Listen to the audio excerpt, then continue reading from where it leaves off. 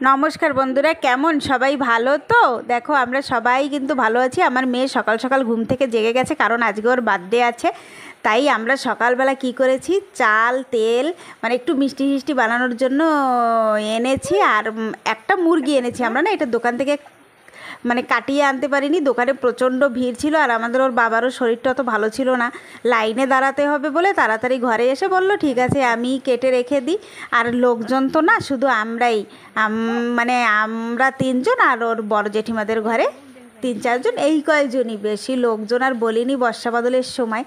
তবে এইটা না বন্ধুরা, আগে ভিডিওটা করে রেখেছিলাম 7 তারিখের ভিডিওটা, আজকে আমি 13 তারিখে তোমাদেরকে ভয়েস দিচ্ছি। মানে আমি না সত্যি ভিডিওটা করতেও পারছি না, এডিটিংও করতে পারছি না, কারণ ঘরে কাজকর্ম চলছে। বন্ধুরা তোমরা তো সবাই বুঝতে পারছো, আমার ছোট্ট একটা ঘর, ঘরের এক সাইডে আমরা থাকি, আরেক সাইডে এই দেখো কাজ করাচ্ছি, এই যে এই সাইডটা আমরা কাজ করাচ্ছি, মানে রান্নাঘরটা ভেঙে তারপরে একটু বারান্দাটা বেশি বড় করে আর কি আমরা বানাচ্ছি।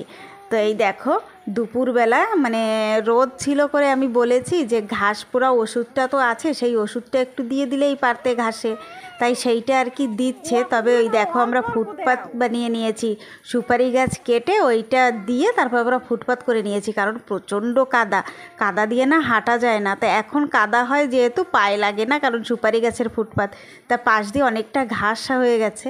তাই বললাম যে ওষুধটা মারো, ঘাসটা মরে যেত। আমি বারণ করছিলাম একটু দেখে শুনে মারো, কারণ ওর ভেতরে অনেক সুপারি চারা লাগানো আছে।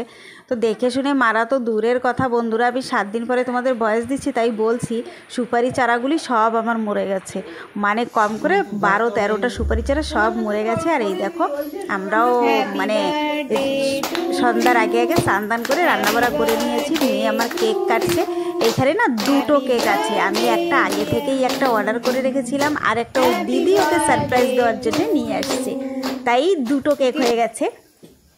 আমার মেয়ে তো 2টো কেক দেখে খুব খুশি হয়ে গেছে, কেক তো বাচ্চাদের খুব প্রিয় হয়, তাই 2টো কেক দেখে খুব খুশি।